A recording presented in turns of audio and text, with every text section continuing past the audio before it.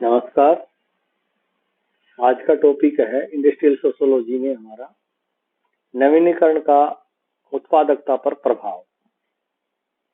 Effect of innovation on productivity. Productivity जो उत्पादकता है उस पे नवीनीकरण का किस प्रकार से प्रभाव पड़ता है, हम इसके बारे में यहाँ पर आपको बताने जा रहे हैं। नवीनीकरण के विभिन्न सिद्धांत अथवा पक्षों के अध्ययन करने के बाद हम देख लिए अभी उद्देश्य और जो सिद्धांत थे उनके बारे में हमने पूर्व वीडियो में आपको बता ही चुके हैं। इसके बाद इसके प्रभाव को उत्पादकता की दृष्टि से आसानी से समझा जा सकता है। नवीनीकरण परंपरागत विधि एवं साधनों के स्थान पर विकसित एवं उन्नत पद्धतियां प्रस्तुत करते हैं, जिनके अपनाने से उत्पादन की पद्धतियों में सुधार होता है तथा उद्योग की एवं कर्मचारियों की उत्पादकता में वृद्धि करता है।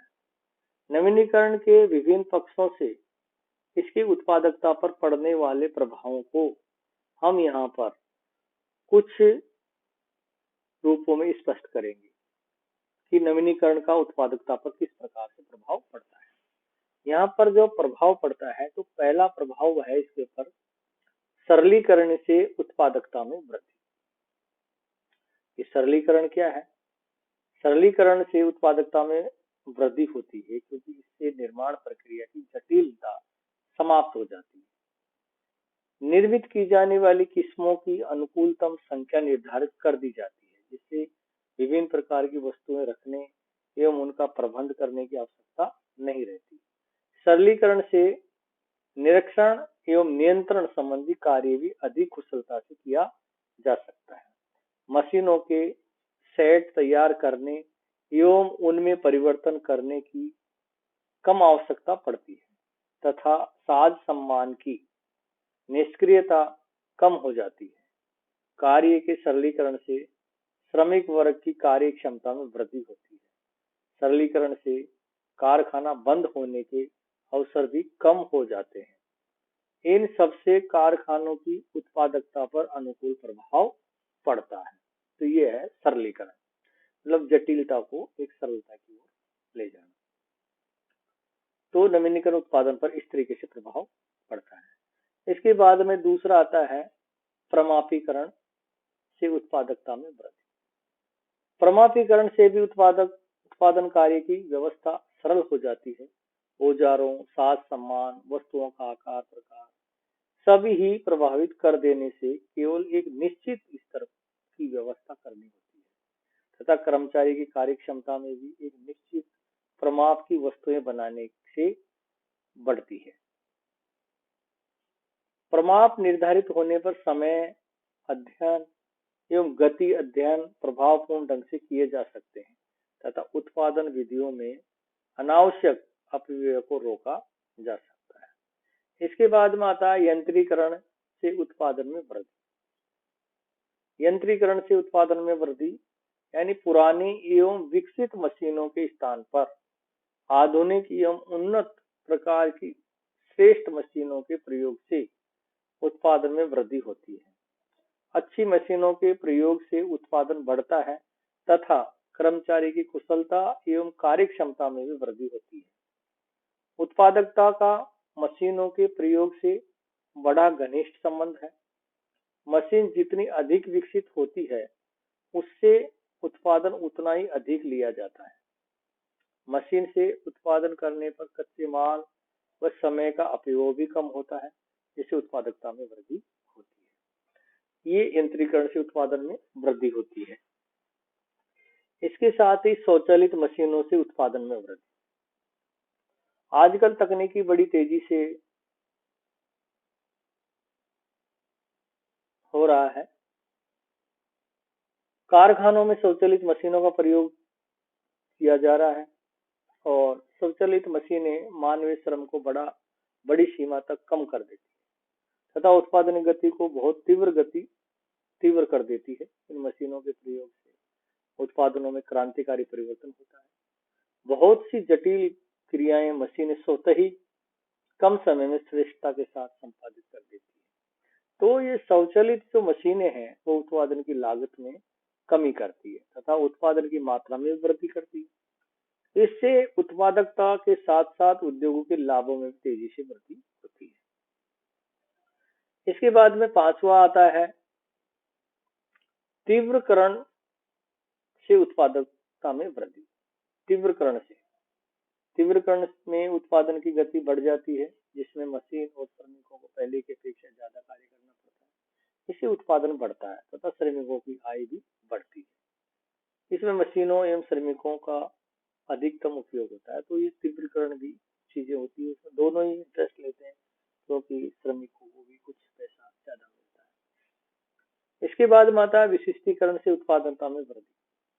विशिष्टीकरण का तात्पर्य ये होता है कि अब जो संपूर्ण चीजें नहीं बनाकर कुछ चीजें ही सिलेक्टेड पीस का प्रोडक्ट करना, सिलेक्टेड पीसेस बनाना, तो उसमें उसकी विशिष्टता यानी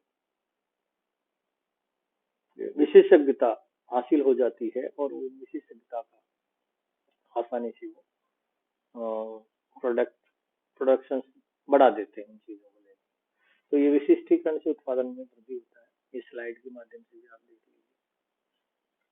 इसके साथ ही कुशल प्रबंध से उत्पादन में वृद्धि, क्योंकि ये बहुत महत्वपूर्ण होता है कि जब तक प्रबंध या प्रबंधन एक तरीके से कुशल नहीं होगा, प्रबंधक और प्रबंधन दोनों,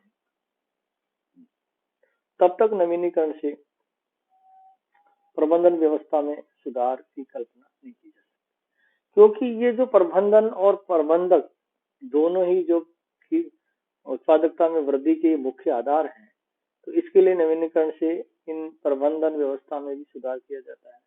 कर्मचारी के कार्य विभाजन, निरीक्षण, नियंत्रण एवं समन्वय की व्यवस्था, कुशलता एवं श्रेष्ठता कर दी जाती है, जिससे प्रत्येक कर्मचारी अपने उत्तरदायित्व अनुभव करता है। इससे उत्पादन की गति निरंतर चलती रहती है तथा इसमें बाधाएं उत्पन्न होने पर उन्हें दूर करने का शीघ्र ही उपाय कर दिया जाता है। तो इस तरीके से कुशल प्रबंध से उत्पादन में वृद्धि। इसके साथ ही संगठनात्मक सुधारों से उत्पादकता में वृद्धि। समान प्रकार की इकाइयां पारस्परिक अनुचित प्रतिस्पर्धा का उन्मूलन करने के लिए सहयोग करती है तथा विभिन्न प्रकार के संयोग बनाती है, जिससे अनुचित प्रतिस्पर्धा के कारण होने वाले बहुत से व्यय समाप्त हो जाते हैं तथा पारस्परिक सहयोग होने पर उद्योग के विकास के लिए प्रयास करने के प्रत्येक प्रयत्न किए जाते हैं, जिससे उद्योग की उत्पादकता में भी वृद्धि होती है। तो ये भी चीजें होती है। उसके साथ ही उत्पादन विधियों में सुधार से उत्पादकता में वृद्धि, क्योंकि उत्पादन जो विधि है उनमें भी एक तरीके से सुधार किया जाता है।